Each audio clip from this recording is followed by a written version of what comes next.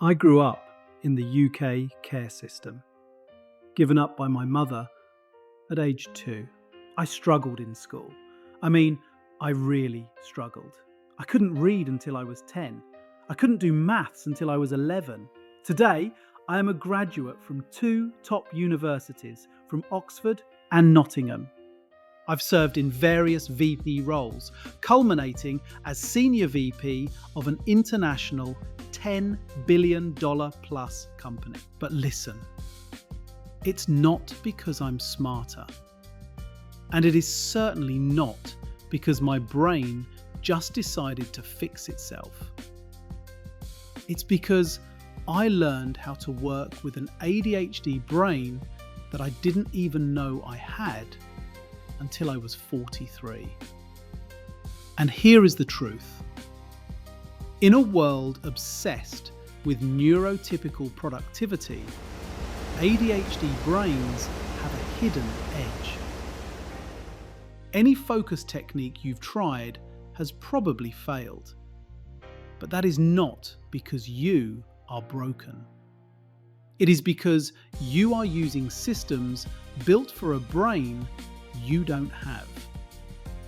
The only real advantage is understanding how your brain actually learns. So in this video, I am not going to give you another planner app or a meditation routine.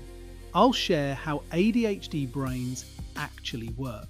I'm going to show you the difference between the standardized black and white reading system and the 3D color system I used to superpower myself to 3 degrees and the boardroom.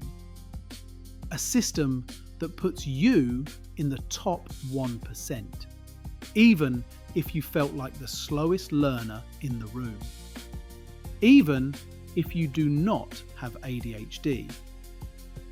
But first, you need to understand why 99% of ADHD advice completely misses the point. If you've ever felt like your brain only works under pressure, if you can't start until the deadline is basically breathing down your neck, and then suddenly you turn into a machine, you're not broken. You're running a different operating system. And today, I'm going to show you the exact system I built, by accident at first, then on purpose, so you can stop fighting your brain and start using it. You see, standard advice assumes your brain has a steady fuel supply. In neuroscience, that fuel is dopamine. Imagine a car engine. A neurotypical brain has steady fuel injection, consistent power, reliable cruising speed. But an ADHD brain? We don't have cruise control. We have 2 settings, running on fumes or flooding the engine with nitrous oxide. Nothing in between. So when someone hands you a planner and says, just do a little bit every day, they are trying to put a bicycle brake on a rocket ship. It doesn't work. But I didn't know any of this back then, because I grew up in the 1970s and 80s. There was no label, no assessment, no support plan. If you struggled, you were just lazy, stupid, not trying. Which is a bold thing to tell a child if your long-term strategy involves confidence issues. And in the UK care system, you're already starting from behind.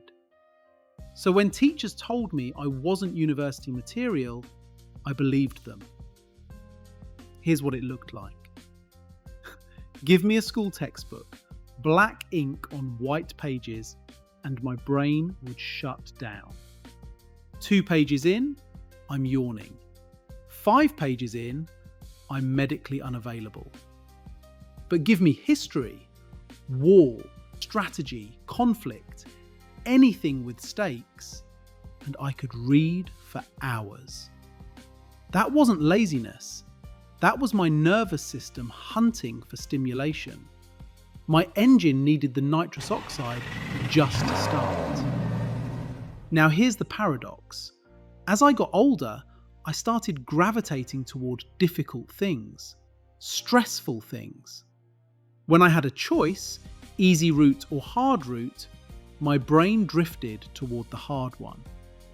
Almost like I needed the pressure, because pressure cleared the fog. When I'm under stress, I don't get more distracted, I get more focused. And that's why make it easy advice fails us. Sometimes easy equals invisible. Invisible equals boring. Boring equals sleep. I only truly understood this years later, through my kids.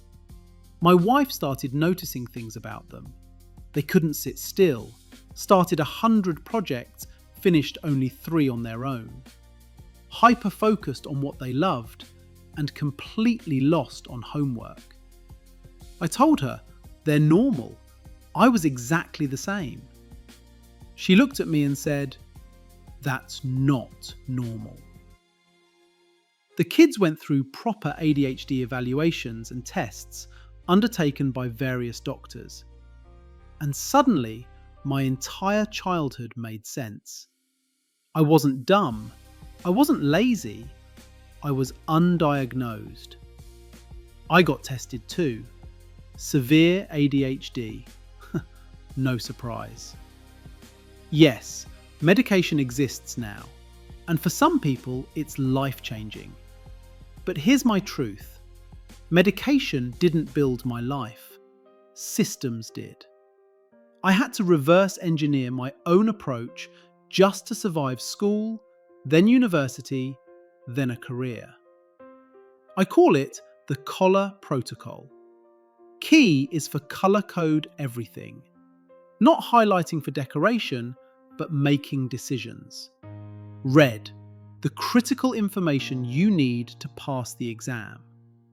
Yellow provides the in-depth detail.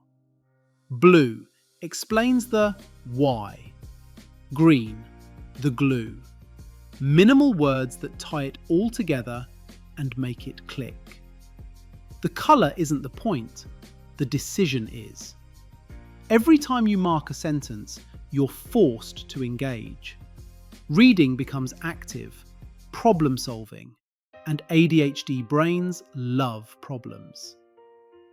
O is for observe the lecture. Multiple inputs, voice, visuals, energy. More channels, more grip. But when you engage the senses, you create friction. And the more friction you have, the harder it is for that information to slip away. L is for learn by doing. Touch it, build it, test it. Abstract ideas kill focus. Physical systems wake it up. O, again, outline with diagrams. Paragraphs are where my attention goes to die. Quickly, quietly, without witnesses.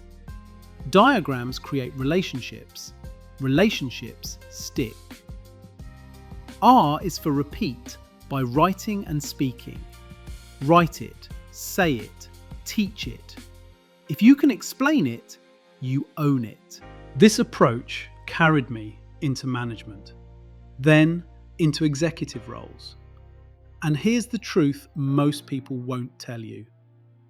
ADHD brains can actually thrive in high-pressure environments. But, and this is the part that matters, pressure has to be controlled. Because unmanaged urgency doesn't stop at 5 p.m. It doesn't respect boundaries. It bleeds into your health, your relationships, the moments that actually matter. Learning how to push hard without losing the people you love, that's a lesson I had to learn the hard way. And I'll be honest with you, it cost me time I can't get back. I'll share that story in a future video, because if you're using urgency to succeed, you need to know where the line is. So here's what I want you to take away. You're not broken. you're different. Build systems, not self-hatred. Give yourself grace. Some days you'll fly. Some days brushing your teeth feels like Everest. That's not failure. That's rhythm.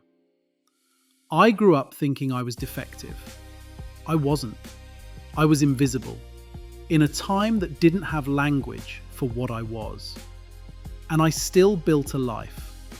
Not because my brain became normal, but because I learned how to work with it. If this helped you, subscribe. If you know someone who's quietly struggling, share it. Because the right instruction manual can change a life.